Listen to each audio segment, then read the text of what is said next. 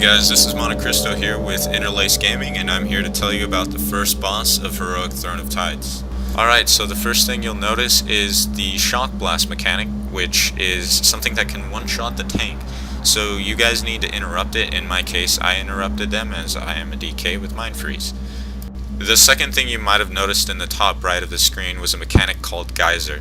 Just like anything else in the game, you don't want to stand in it, and you have a good window of opportunity to get out of it. If you stay in it for some random reason, you're going to take initial spell damage as well as fall damage from this mechanic. Lastly, during phase 1, the boss will occasionally cast something called fungal spores on a random group member.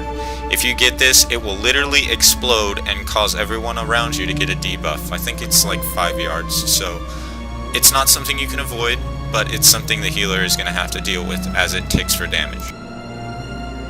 Alright, now on to phase 2. Phase 2 is fairly simple. There are a few things you need to watch out for. Number 1, there will be 2 ads that will spawn, and it'll make it almost impossible if you don't have 2 people who can crowd control. So what you need to do is, upon this phase, you need to CC the 2 sea witches that will spawn. The reason being is they cast chain lightning, which does a substantial amount of damage to your group. If you don't do this, it may be impossible for your healer to heal through. Alright, so you've CC'd those 2 ads, so now you need to move on to the big ad in the back. He doesn't have anything special, so don't worry. Just down him as quickly as possible. Once you finish that guy, move on to the first Sea Witch, while making sure the Hex, Polymorph, and or Frost Trap is still up on the second.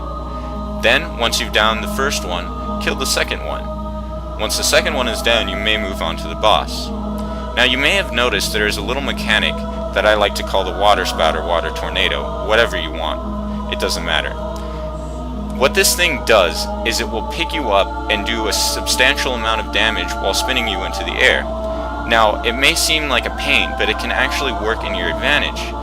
If you're crafty enough, you can maneuver the witch into it and actually kill it with the Water Spout. Now the reason you'd want to do this is 1, you get an achievement for it, and who doesn't want achievements, and 2, it will kill it, and if it kills it, that's less DPS you have to do on an ad, and it'll just make things simpler for you. Alright, so that's it for this installment of How To with Interlace Gaming. I hope it was helpful, and best of luck to the groups that try this. Please comment and subscribe. I'll see you on the next installment of Heroic Throne of Tides.